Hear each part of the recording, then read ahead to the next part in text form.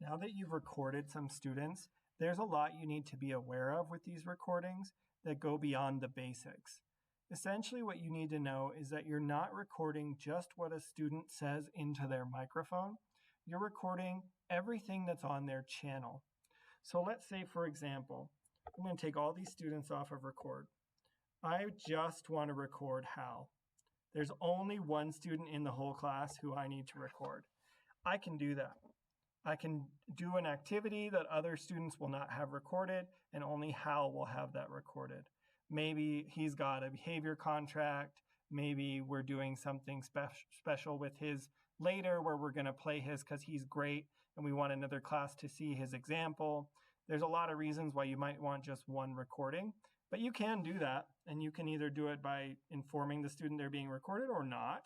I also like to use the practice of not always telling the students whether or not they're going to be recorded, and just tell them, there's a possibility when we're on the lab that we're being recorded. And that way they are on their best behavior every time they're connected to the lab.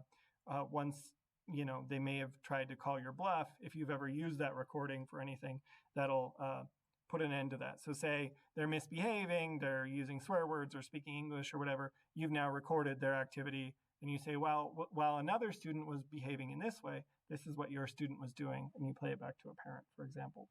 But that's just one example. Here's some other things that you can do. Let's say, for example, that we're doing a partner share. And you have them working with their partners. Like we talked about, we've grouped them with the person next to them. In this case, Laura is all by herself. So what we'll do is we'll put Laura in group number 6. No, she's already in 6. In group number 6, manually, I said it again, in group number 5, manually, like that. So you can see that Laura is now in a group of 3. Everyone else is with a partner. Well, when they talk to each other, you can hear on Lucky's headset what Lucky's saying, and what Liz is saying, and what Laura is saying. So you don't need a recording of Lucky, Liz, and Laura. That's going to be the same recording 3 times.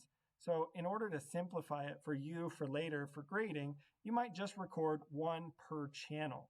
So since you see 1, 2, 3, 4, 5, also 1, 2, 3, 4, 5, you can just record these people. And here you see 9, 10, 11, 12, 13, 14. Over here the same. You can just record these people. So now I'm recording about half the headsets in the class, but I'm going to get all the people in the class speaking. That's how it works with groups. Whatever you record onto that channel goes onto the recording. So this is one example. Now you've got groups of 2 all being recorded.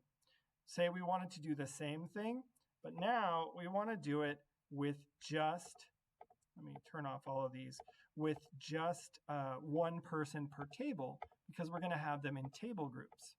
Now we're only going to need 9 recordings to capture all of the audio going on in that class. So we group them in groups of 4 using this grouping button, and we just record, let's say, 1 corner of every table. So this is sort of a next level way to keep from getting 36 recordings every time you do anything. But now you're recording their conversation. So everything that's said at that table is being recorded on Drake's headset, for example, or Prince's over here. We got some good singers in this group. So those are a couple of tips.